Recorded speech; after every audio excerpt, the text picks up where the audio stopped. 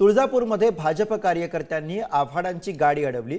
मंदिराच्या शिखरावरनं सुरू असलेल्या वादात आव्हाडांनी उडी घेतली आहे। दोन्ही पक्षाच्या कार्यकर्त्यांमध्ये यावेळी जोरदार धक्काबुक्की पाहायला मिळाली। तुळजापूर मंदिराच्या नूतनीकरणाला जितेंद्र आव्हाड यांनी विरोध केलेला आहे।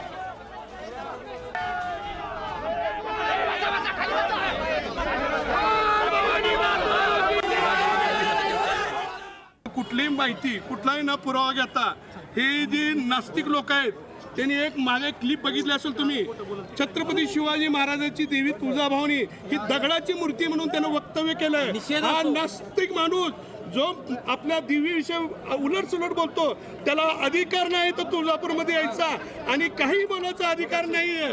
त्याच्या पोटात आग पडले की ही जी डेव्हलप व्हायला लागले ही 1865 कोटीचं डेव्हलप व्हायला ना आग पडले, त्याच्यामुळे त्याच्या अंगाची मस्ती जिरावी आई तुळजाभवानी चरणी एवढीच प्रार्थना करतो मी कुठलाही पक्षीय झेंडा घेऊन आलो नाही। मी तुमच्याशी बोलताना काय सांगितलेलं की मी माझ्या आईला माझ्या तुळजाईला भेटायला आलो आणि तुळजाईचा गाभारा हा माझ्यासाठी मी दरवेळेस उभा राहिलो की मी एवढाच विचार करतो की ह्या इथल्या मंदिरातल्या देवळांनी आईच्या डोक्यावरती असलेल्या दगडांनी कुणाला बघितलंय?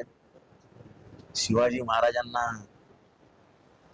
महाराजांना नतमस्तक होताना जर कोणी बघितलं असेल तर त्याचा एकच साक्षीदार आहे, ती तिथली ती दगड काढून फेकून द्या ना तुम्ही। असा विचार करा की उद्या ही दगड बोलायला लागली तो उभा महाराष्ट्र रडेल।